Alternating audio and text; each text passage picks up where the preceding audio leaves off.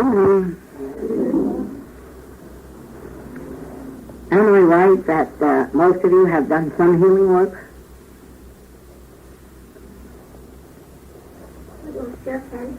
Well, I just want to be sure that most of you have done some healing work, because I think that I'd like to devote this period to the subject of healing work. Now, I'm going to speak both positively and negatively, because, as you know, there's nothing absolute about the message of the infinite way. We are not one of the absolute teachings.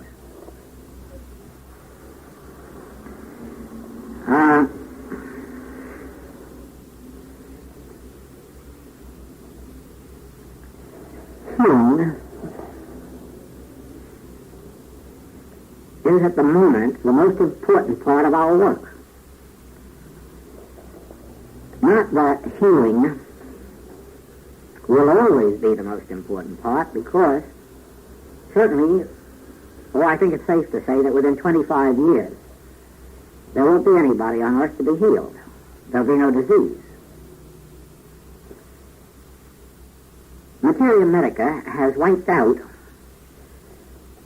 not only many of the diseases, but most of them. Certainly most of the serious ones, and the few remaining ones, heart disease, cancer, are very nearly coming to their end, purely through medical means.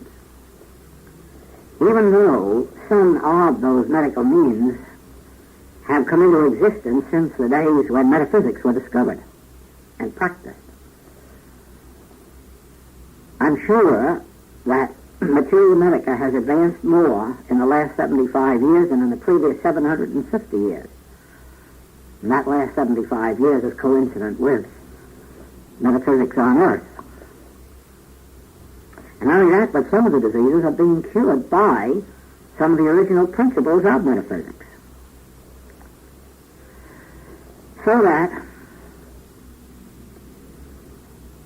there is no reason to believe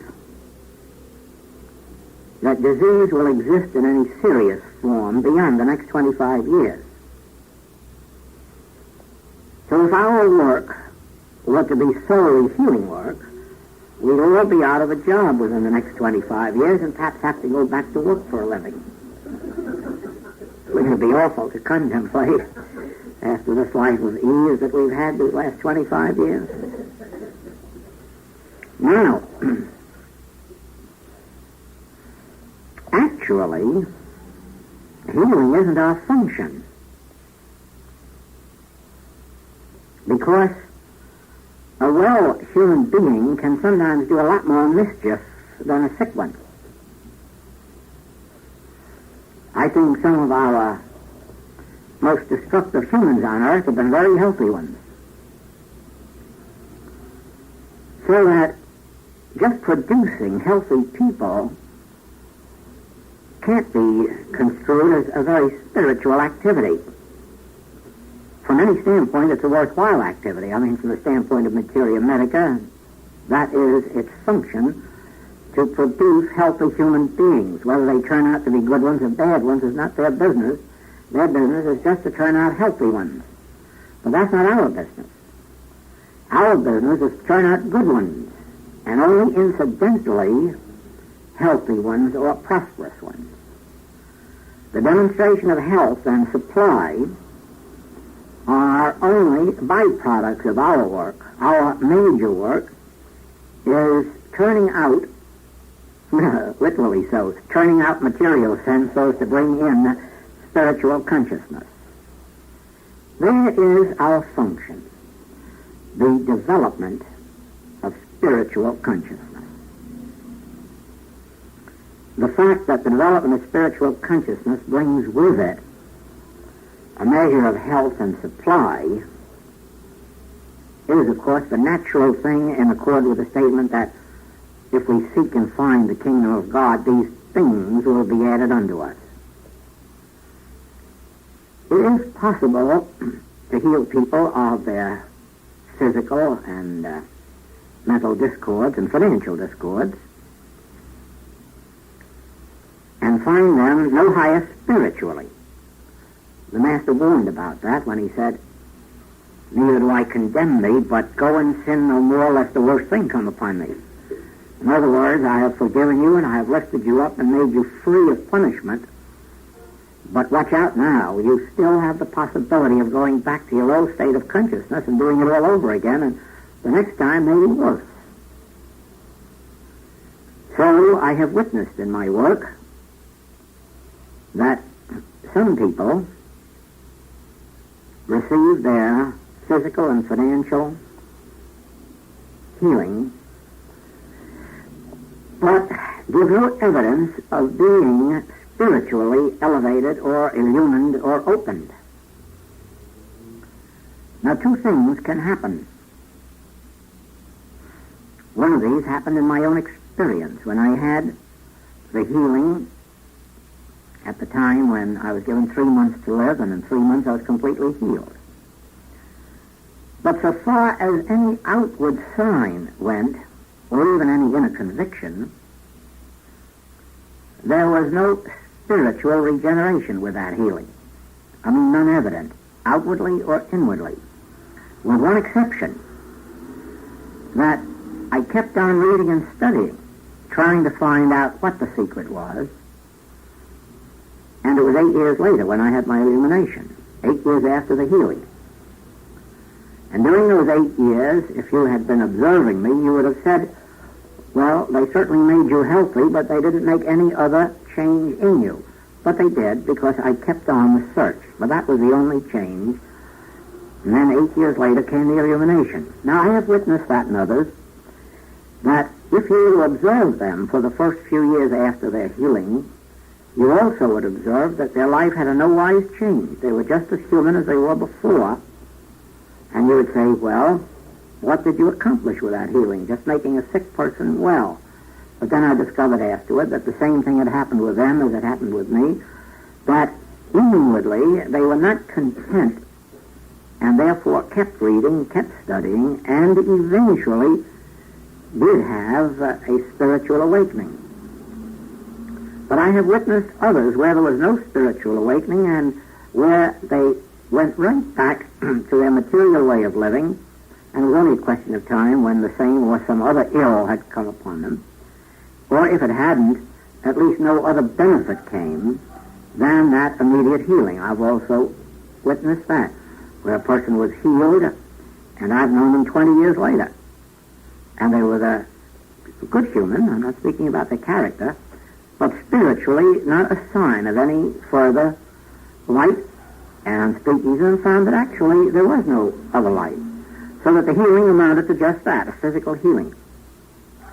Now, of course, neither you nor I will ever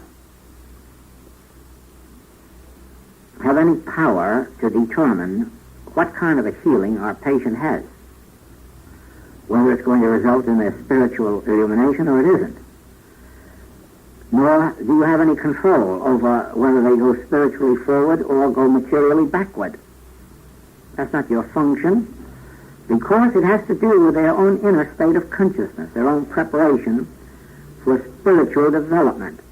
Your responsibility is merely to do that which you're called upon to do. What happens afterward is none of your business. Now,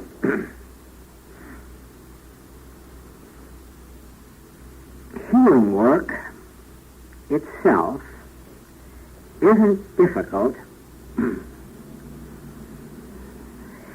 if you can catch a few major points, and I'm going to cover them tonight. First of all, let me tell you that no deep understanding is involved. There are no such thing as deep metaphysics. Don't ever believe that anybody knows any deep metaphysics, because if they say they do, they're fooling themselves. There is no such thing as deep metaphysics. The deepest metaphysics ever known can be understood by a 10-year-old child. And you'll never get anything deeper than that. There is no deep metaphysics. Don't ever believe there's such a thing as absolute metaphysics. That also is a nonsensical term. In our modern day, just to show you how nonsensical it is, there is an absolute teaching which is based entirely on affirmations and denials to such an extent that by the time you get through a day's work with them, you not only have hypnotized your patients, but yourself as well. And you're lucky if the back of your neck isn't paining to let your brains run out.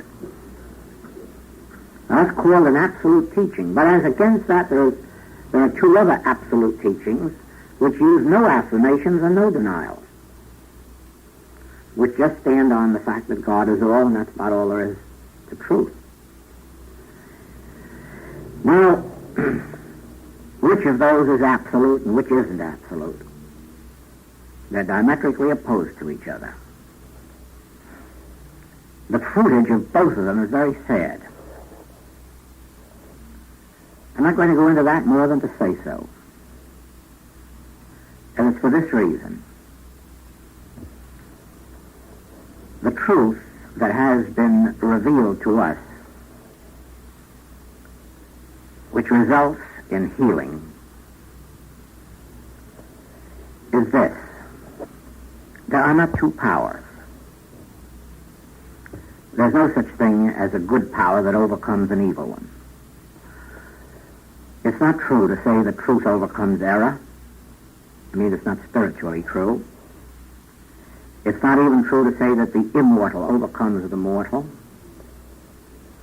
It isn't true to say that God overcomes evil or even that God heals disease.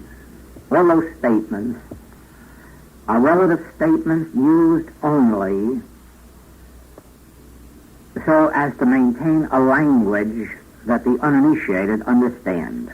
In other words, if a person comes to us who has never had metaphysical help or study and says, "Will you help me?" and you were to say, "Why, there is no disease."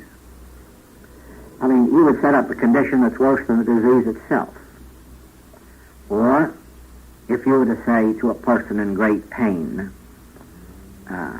"Oh, you know that pain has no power. It isn't real." I don't know how you feel about it, but I know what I'd say to you if you said it to me. If you think so, get busy. Stop this pain of mine. Now, we do use relative terms like that merely because we cannot use the language of truth to those who are not initiated into truth. It would be just as sad to see or hear a college professor talking to a high school first-year man in his PhD language. As a matter of fact, you do hear that once in a while. That's what's so confusing in life, that too many of them know all those big words and we can't understand them. Now, we have no right to make that mistake when people come to us in trouble.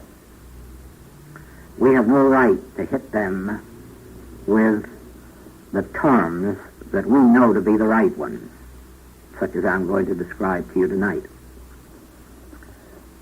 We should meet them at their level of consciousness and say, "All right, let me help you. You relax and let me take the responsibility. Let me do some work." We may even go so far as to say, "I'm sure you believe that God is more powerful than a disease." Now remember, you and I are not supposed to believe that for a minute, because it isn't true. But I don't know what other way we could meet the thought of a person who had no background of this kind and was suffering some disease. I don't know how we could be compassionate unless we could convey the idea that there is some power greater than that which they're suffering from. Now remember, there isn't. Remember, there isn't. There are not two powers. Remember this. There's only one power. There's no one power greater than another power. There's only one power.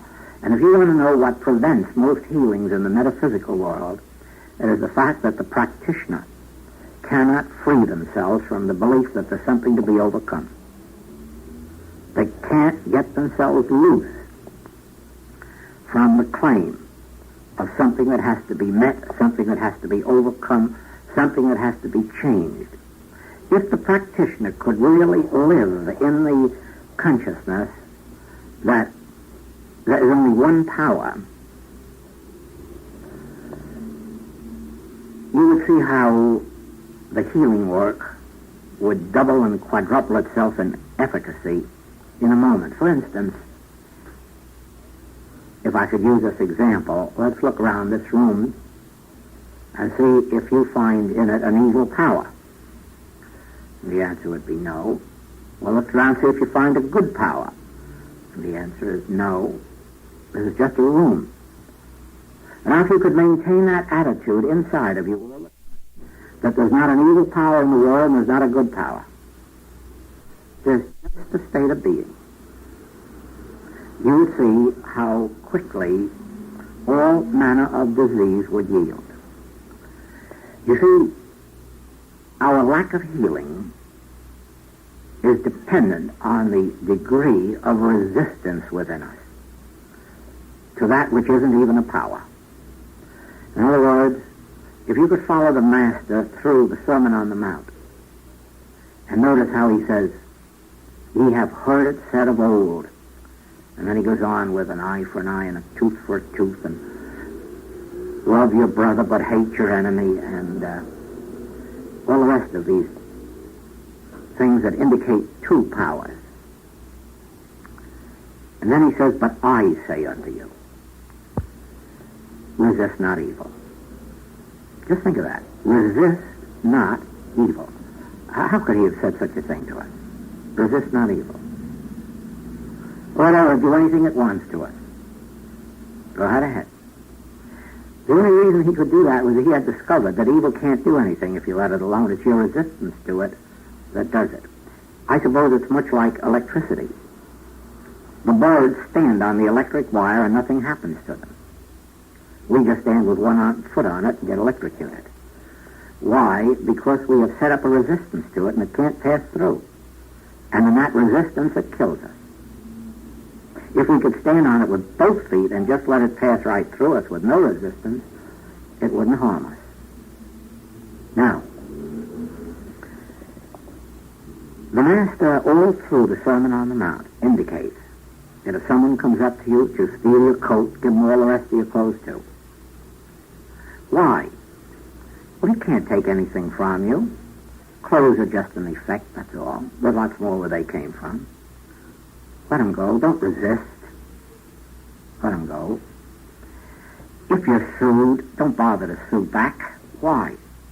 Because there's no loss in what you're going to lose. It'll be made up to you twice over, 10 times over. It's putting power in this that causes our trouble. If I look at this beautiful, beautiful tulip and say, I'm going to give this a treatment so that it never fades, it never dies, I'm going to hold this form here, you know I can't do it. It's just an impossibility. I just wear myself out trying to keep this from fading out. Well, I might just as well try to hold on to $100 or 1,000 or 10,000. Might just as well, because I can't do it. It's going to fade out. It's going to drop away. The harder I hold on to it, the harder it's going to get away from me. The easier it's going to get away from me. The sooner it's going to get away from me. I've learned this by experience. Now,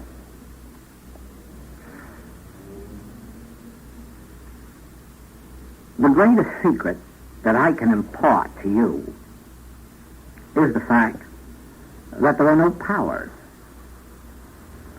No powers. No good powers, no evil powers. There's just a divine state of natural being, which is eternal and immortal. And when you can stand in that powerlessness, you're in heaven. The minute you're turning for God power, you want it for a purpose. You want it to heal, enrich, reform, employ, change, alter, hold to. And you see, in that, you're making your error. You don't need a God power. What you need to realize is that there is a God power. And that's all. Let it function. You can't function God. You can't make God do your bidding. You can't wield God around. In other words, you can't use truth. That statement, which came into existence in the early days of metaphysics, is a laughable one. Use truth. Truth is infinite and omnipotent. How can you use it? Its very infinity and omnipotence can make it use you, but you can't. What would you use it for? What would you use it against? Who is this you that's greater than truth, that can wield it? Oh, no. Truth is infinite. And if you rest in that realization, truth can use you. Truth can use you as an instrument through which it can flow and elevate and illumine others, bring about what we call healing, which isn't healing, it's revealing. It's revealing man's innate Christhood. That's what spiritual healing is. It isn't changing sickness to health. It isn't making a sick human well or a poor human rich or an unemployed human employed. Oh, no. Spiritual activity is revealing Christhood. Actually, you are not man born of woman. Actually, you have no right to call any man father on earth. Actually, there is but one Father. That's the spiritual Father, which is God. And therefore, you are spiritual children of God, heirs of God, joint heirs with Christ in God, heirs to all the heavenly riches, and you don't have to do anything about it. You don't even have to go to court to establish your identity. All you have to do is acknowledge within yourself. Now, yes, a physical heir has to go to court and prove he's one. A physical heir has to go and claim his inheritance, sign papers to get it, but not you. You have nothing to do but make an acknowledgement within your own being. I am. I am. The I of God is the I of me. Of course, when we do that, we have to be very universal and acknowledge that for all mankind, that the true identity of everybody. Then you won't have to heal them. Then you won't have to use truth to do something for them. Then you won't have to be concerned whether there's a truth with which to beat an error. No. There is only one thing that we as spiritual students have to do. We have to come to the recognition that there's a God. And don't let anybody here tell me that they already know there is, because I don't believe it. Matter of fact, I know we wouldn't be here if we believed there was a God.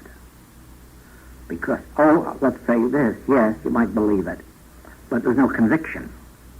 Because with the conviction, there comes a complete relaxing from all effort. All effort to achieve, all effort to accomplish, all effort to do. That doesn't mean rotting away on a hilltop meditating. Actually, it means being busier than we ever were before. Only our busyness now doesn't consist of looking around for a God or a truth. Now our busyness consists in proving to those who come to us that God is. That's all. That's our function now. God is. And that's enough to know, the hymn says. God is. You see, if there's a God, just think what it means. It means that there's only one power in all this universe. Now, don't you see that if we knew there was only one power, we wouldn't care about disease or sin or lack? We say, so what? What can they do to us? What can they do? They're not power. There's only one power, and that's God. Therefore, I shall not fear what man can do to me. That's why I don't have to put my faith in princes. I don't have to put my faith in any man whose breath is in his nostril. Why? Because there's a God. Oh, well, if there's a God, all worries are at an end.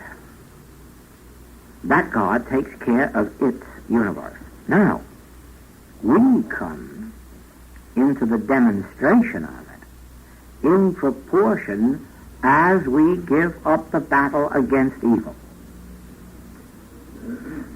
Those of you who have a Christian Science background perhaps remember the term protective work. Every Christian scientist is taught protective work. And in one sense, every spiritual student should be engaging in protective work every day of their lives. But there is only one correct form of protective work.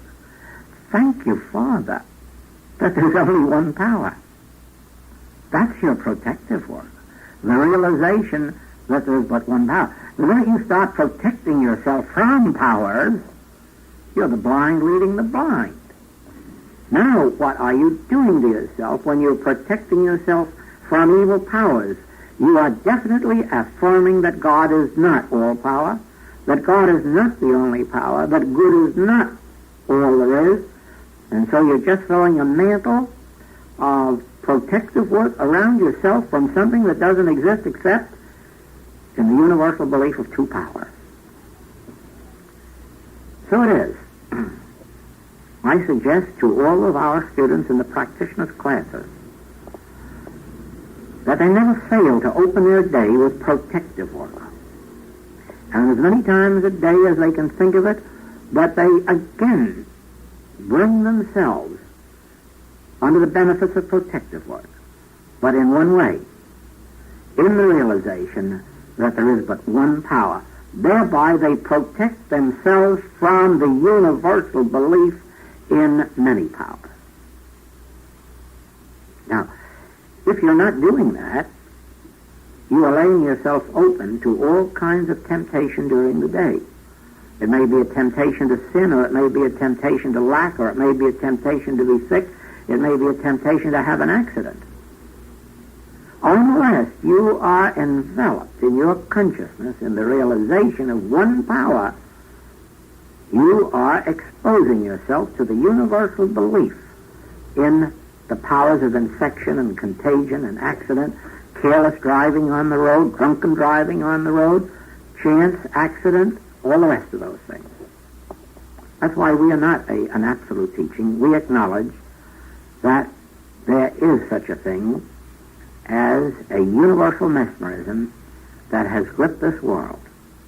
The mesmerism is made up of the belief of two powers. And if you can be made to live under the belief of two powers, you'll stay mesmerized. When you come out from it and begin to see, I have nothing to fear in this room. There's no evil power here. Therefore, there's no power to do anything to an evil power. There is just a nice room. You don't have to protect yourself from anyone in this room. Why?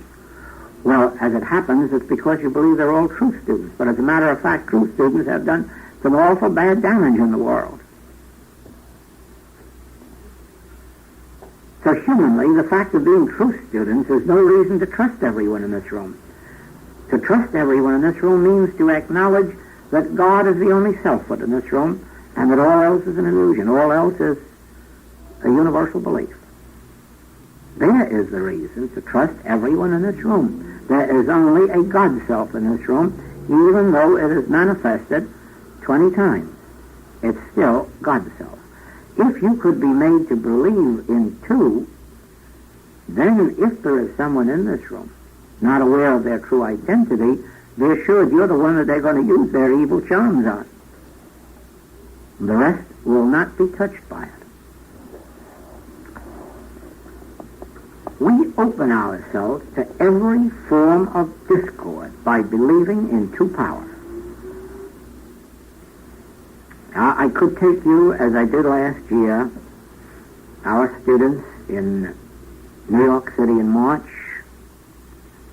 in Melbourne, Australia later, then in Chicago, Seattle, Portland, and finally back in New York in November, and show you how the revelation was put into my mouth time after time during the year that we have been given the secret of life. We have it in the infinite way. It's a secret that's been hidden 4,000 years. It hasn't been given to man except in a few brief passages of the Master. And aside from that, it has been dormant, and it has not appeared in any of the teachings that have been given to the world. When it was given to me, it was given virtually with a shock while standing on a platform, not in a class, but in a lecture hall with a big open lecture in a theater. The last place in the world that I ever expected a deep spiritual message to come out, it came out. And I was so shocked with it that I went back to my room afterward and prayed all night long that nobody in that theater understand it. For I knew if they did, that all of New York City would be in a turmoil from the extent of it. And I had my wish, because nobody came to me the next day and said they even heard it. And so it has taken a whole year to gradually inject itself into the consciousness of our students, so that those who have either been present or have heard the tapes of New York March, Melbourne, Chicago, Seattle, Portland, and back in New York in November, by now it's in their blood. By now it has entered their consciousness without shock. And they are able to practice it. It's found right here in Genesis. We were all in the Garden of Eden, where there was no discord, no sin, no lack, nothing. Everything was joy and peace and harmony and light and love and grace. And what entered into that Eden? Well, of course, you know the theologians have turned it into a nasty thing called sex. There isn't anything like that at all. And when they understand that, they'll find out that sex isn't as nasty as they think it is. But the point is that it wasn't sex that entered the Garden of Eden. It was the belief in good and evil. That's what entered the Garden of Eden. The belief in good and evil. The belief in two powers. And the moment you have a belief in two powers, you're no longer in heaven, you're in hell. You're out in the world fighting that second power that never had existence and still has no existence, except in the mind that can be made to accept good and evil. That's the secret of the whole Bible.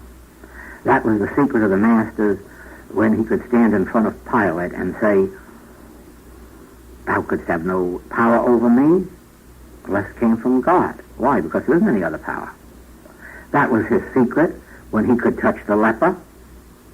Why shouldn't I touch leprosy? What can it do to me? It has no power. God is the only power. That's why he could put spittle on the blind man's eye and heal him, to show him that he could be healed. Spittle. Why, spittle has no power. And a matter of fact, to the Hebrew, it has less power than to anybody else, because the Hebrew uses spittle as a sign of disdain. That was an old Hebrew custom back in biblical days, and sometimes you may see it in use now, that habit of spitting when you want to show your disdain for somebody or for something. In other words, spittle is nothingness, and here he heals a man of blindness with it, with nothingness. Why? Because the power of blindness isn't a power. And just to put a little spittle on it and cure it shows you that it never was a power, because spittle isn't a curative agency. Now, we are sitting here, each one of us, and in some degree we are all victims of the universal belief in two powers, good and evil. None of us has completely transcended the belief of two powers. It took Jesus until after the resurrection before he could transcend it. He knew intellectually that it was truth, the same as I do, and the same as you will after this. But that won't demonstrate it for you. You'll have to put it into practice until you attain an actual demonstration and consciousness of the fact that the thing you're fearing isn't to be feared, and the one you're fearing isn't to be feared, for there is no evil power. There's only one. That's why there's no truth over error, because there isn't any error. That's why no God can heal disease. God doesn't have to. Disease isn't a power. Therefore, it doesn't need any God to dispose of it. It just needs a little spittle. I'll take care of it. Nothingness. Disdain. A smile. A snap of the finger. Now, our work, mark this, our work is the attainment of that state of consciousness. Remember, it doesn't mean walking out of this room and telling all your friends that you've discovered that disease is not a power and that you don't need a God, because some of them will probably lock you up. And the rest will certainly want to move far away from you. That's not the point. Don't go out telling this, and don't go out teaching it. The Master says, go and tell no man. Later, when you've proved it, go and show the priest that you know it. But meanwhile, go and tell no man. Take it into your inner consciousness that the simplest truth ever known, which is at the same time the deepest truth, has been revealed to you. Why Adam and Eve were kicked out of Eden. It was because they accepted the belief of good and evil. And you remember how that was demonstrated?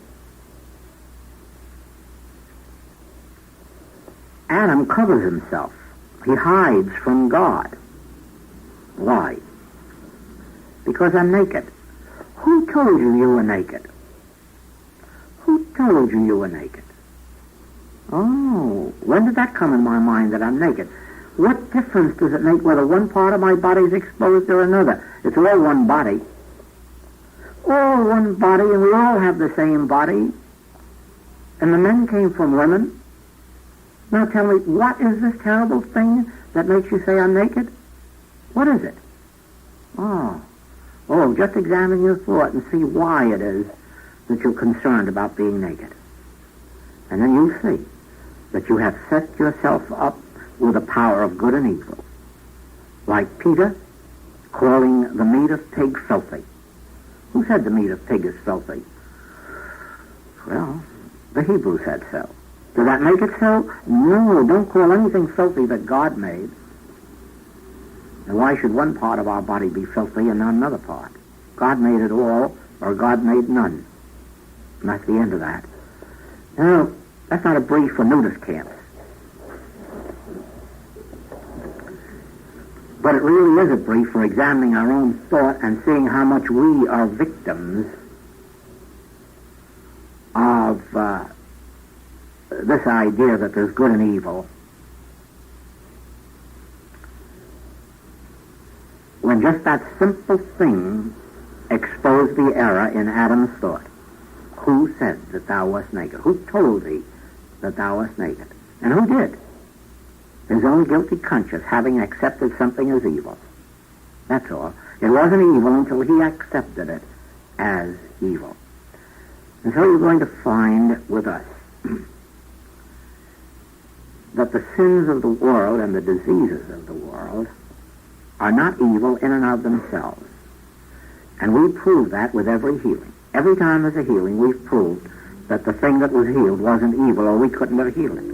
It wasn't a power, or we couldn't have done anything to it. Now, if you can develop, and you can, in a measure, develop an awareness inside of you that since God is, there's no other power. And then every time that you are faced with a claim, makes no difference whether it's a minor claim of a headache or an upset stomach or a major claim of a cancer or consumption of polio, or even if it's the major claim of wars and rumors of wars. Watch. if you can hold fast within yourself to the realization, I'm not going to accept two powers. I'm not going to fear what mortal man can do to me. I'm not going to fear what mortal condition can do to me. I'm not going to put my faith in powers, not even princes, not even atom bombs. I'm not going to put my faith in anything that has form. I'm not going to fear anything that has form or anybody that has form, because I'm abiding in my center with that one statement. Who told thee thou wast naked? Who told thee this was a bad power? Who told thee this was evil? Who told thee this was sinful? Who told thee this was this, that, or the other thing? And you'll find that miracles come into your life. And you see, you might call it depth if you like, but ordinarily that isn't what's called deep metaphysics. But it's the deepest I know. The story of Eden. And the simple question, who told thee that thou wast naked? Who told thee that there are two powers? And as you make the change inside of yourself, and remember, that's the only place you can make it. You can't make it outside. And don't try to tell your patient not to fear evil. Don't try to tell your student that they mustn't fear it, because they have nothing to do with it. They can't help themselves. They're hypnotized with a universal belief. It's you. It's you who must be dehypnotized, and in your dehypnotization, you free them. I, if I be lifted up, can draw all men unto me. So don't go around blaming on your patient if they don't get healed, or on the student if they don't get healed, because it isn't their fault. It is up to the practitioner. I'm speaking now, of course, in the majority of cases where we know that serious, earnest people are coming to us for help. Certainly there are those who have no faith in what we're doing, no conviction, and not only that, but have no desire in our direction. They merely want to get rid of a pain or a disease or unemployment, and very often we can't help them, no matter how high our attitude is, because they can't give the correct answer when the Master says, silver and gold have I none, but such as I have give I unto thee. They don't say, please do. They say, oh, no, but my rent is due and I must have money. Or, oh, well, this pain is terrible, you must get rid of the pain. It's very difficult, because what you're revealing is their Christhood. You're not making a claim that you know how to stop their pain or remove the lump.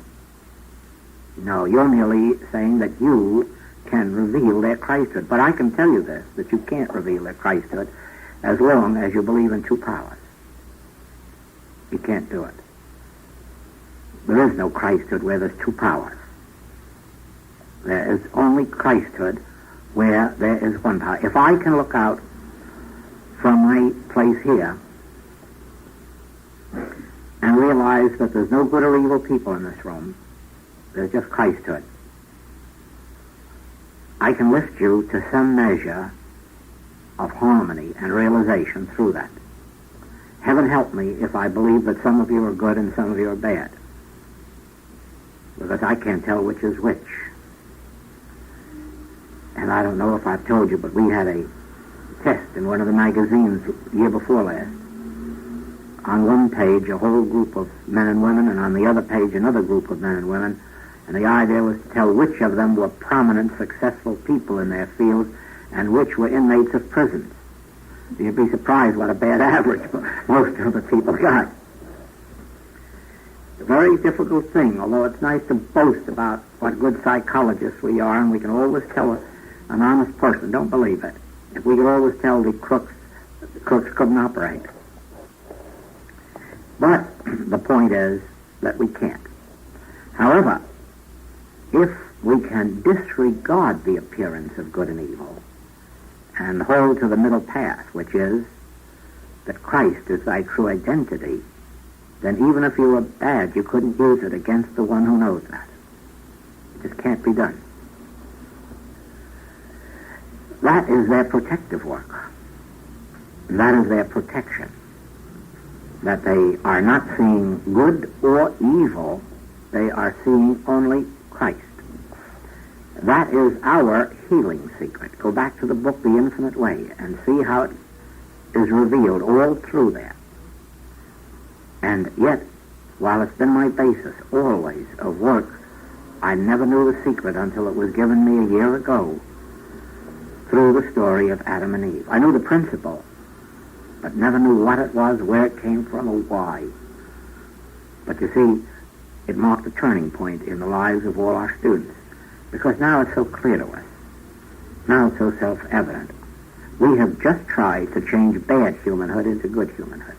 We have tried to change diseased people into healthy ones, or unemployed ones into employed ones, or we have just tried to change lack into abundance. And you see, we haven't done too well at it. But wherever an individual realizes there's no good power, there's no bad power, there's just Christ. It has no opposite, it has no opposition. There's just Christ. There's not two powers. Christ, it is the truth. Resist not evil, and it will flee from you. There is the principle of infinite way healing. It doesn't mean that you won't have a battle at times. You will. You may have to sit up all night some nights and wrestle. But you won't wrestle with error. You wrestle with yourself until you lift yourself to the conviction, now I can walk in a lion's den. Because now I know there are no lions there. There's only Christ. Now I can pick up snakes, serpents, and see them turn into a staff. Because I know serpents aren't serpents, they're staffs. They're Christ. Only when you've seen this can you go into the sick room where there is infection and contagion and come out without it. Because you're not seeing it as something good or something evil, you're seeing it as nothing. Nothing, because there's only one thing present, and that's Christhood or spirituality. So it is. Just a second, it flashed into my mind a quotation of Mrs. Eddy's. The warfare with oneself is grand. And you know, that's what this whole practice is of ours. It's a warfare with ourselves. To bring ourselves to a point of conviction where we can look out at this world and not see it good and not see it evil. But just know that we're in the Garden of Eden, where there's no good or evil, there's just being. Harmonious, normal, natural being. And stand there without trying to use truth to make it so. Stand in the presence of any phase of discord and not try to change it. Stand in the presence of any form of sin, any form of disease, any form of lack, and not try to do something about it. But on the contrary, have such a state of consciousness that isn't trying to do something about it, but is reveling in the fact that God is. God is. Well, if God is, eternality is. Well, you don't help anybody to become eternal or immortal if eternality is. If God is, infinity is. Well, you can't increase anyone's supply. You can't do that. That is why, probably, one of the greatest lessons in the practice of the demonstrating of abundance is walking out in the country at this time of year and just playfully start to count the blossoms on the trees or the blades of grass in the park. You don't know that many numbers. And then you say, what? What hath God brought? Millions, billions, super billions, trillions, quadrillions? And we here talking about lack? Where is that lack? Not in the garden, not in the park. There's no place where there's lack. Unless we entertain it in our thought, then we go back to Scripture. To him that hath shall be given. From him that hath not will be taken away even the little that he hath. So therefore, every time I make the admission I have not, I'm decreasing what I already have. Every time I acknowledge any sense of lack, I'm increasing my lack. I'm multiplying it. For whatever I have, I multiply. And if I have lack, I multiply lack. But when I look out and see that the nature of God is infinity, then again I relax this thing from two powers. Completely relax. And let infinity manifest itself. And it will. It has its own way of creating channels. And if one is dammed up, it'll create another one. You can't, I can't, it can. Now, I have shown you here two principles. Resist not evil. The second principle is the reason for it. Because there isn't any. There isn't any evil power anywhere. And what we behold of evil with our eye is a mental creation, not of yours or mine. I have told our practitioner classes this, that psychology will never be a success. I can see the day when it will have to be outlawed by law. The practice of it stopped because it's pernicious. In that it examines your mind to find where the error lies. It wasn't in your mind that you found out you were naked. That's a universal belief. You just have it because you were born into this experience. If a man steals, the error isn't in his mind. It's a universal belief. He isn't the only one who's got it. Loads of people have it. No use looking in his mind because you won't find it there. You will find the reason for it there. Completely universal belief. I have been working with people 27 years. And in those 27 years, I have worked always from the principle that there is no use of looking into their mind to discover the error because it isn't there. Whatever is there is just there as a part of a universal belief. Just the same as no use looking into my mind to find out why I can do some healing work, because you're never going to find the reason there. Not in my whole human experience can you find any reason why I should be in healing work. But I can tell you the reason, because of a conviction that came within me of one power. That's why I'm in healing work. And I didn't invent it. I didn't find it in me. That's a universal truth. I merely discovered it. That's all. Anybody can be a healer who can work with themselves, wrestle with themselves. Not try to improve the other fellow, not try to heal the other fellow. Certainly not condemn him, or criticize or judge. But wrestle with yourself until you come to the conviction, Father, forgive me that I should ever believe that you could have divided your power in two and had one part of it called God and the other devil or Satan, one good and one evil, one immortal and one mortal. Who made such divisions? Well, who said that you were naked? It's a universal human belief. You'll find that the discords will fall out of your life in proportion as you can bring yourself to the point of the Sermon on the Mount. Resist not evil. But resist not evil in the realization that no matter how much of it there is in the world, it hasn't an iota of power. That's all.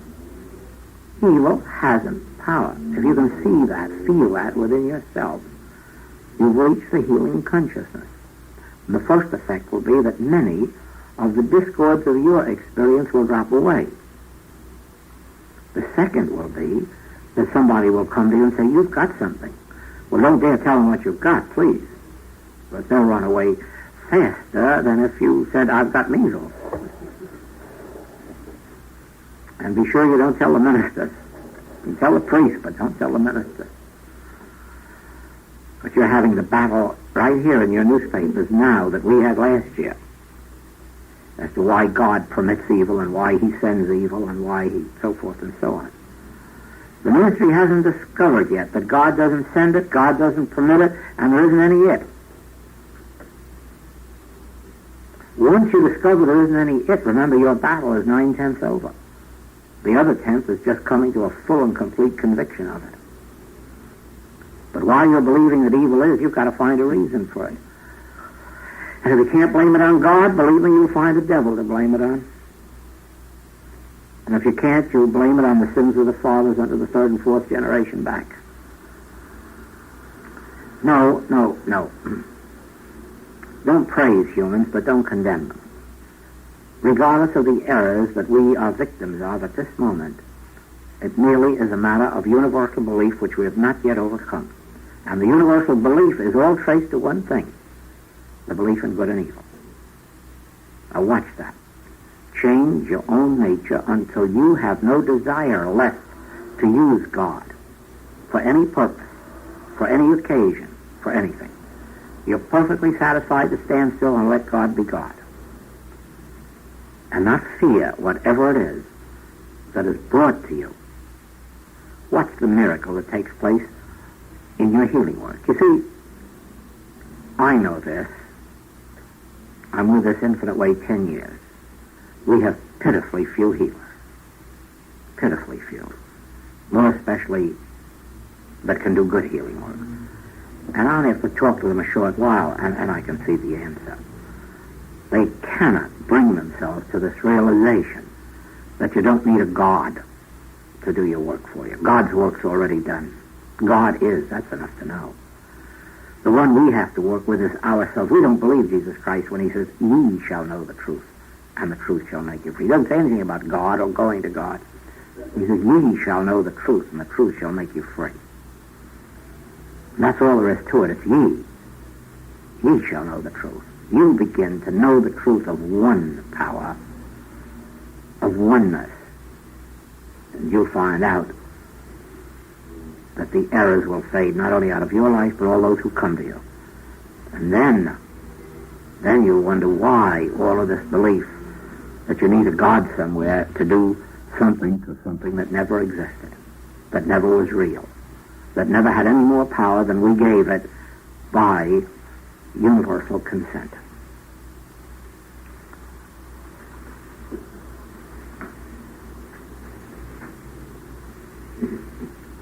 Now, you have a couple of weeks before we come together in class. You have a couple of weeks in which to live with this truth. Maybe some of you will have an opportunity of hearing this tape over again between now and then to see what it was you missed, if anything. And you should be able really and truly to have some definite result from this meeting. And if you haven't as much progress as you think you're entitled to, then you should have questions in your mind. And don't hesitate to write out those questions, because I know you're here in good faith. You're not here to trick me or to test my powers or anything, or my knowledge. I know you're here in good faith, so that I won't be offended at any question that you ask. But write it out and have it on the table when we have class. And during the class, I will endeavor to answer every question. Because we want more healers. Our work can't prosper without healers, because it is by these healings that we demonstrate that we have a principle. And the principle is that which we want to impart. But who's interested in a principle that doesn't do something? Who's interested in a principle that doesn't bear witness to something? And rightly so. Life is worthwhile when you have a spiritual principle to live by. Life is worthwhile because most of our sins and diseases drop away, and all of our lacks, in the realization of this principle.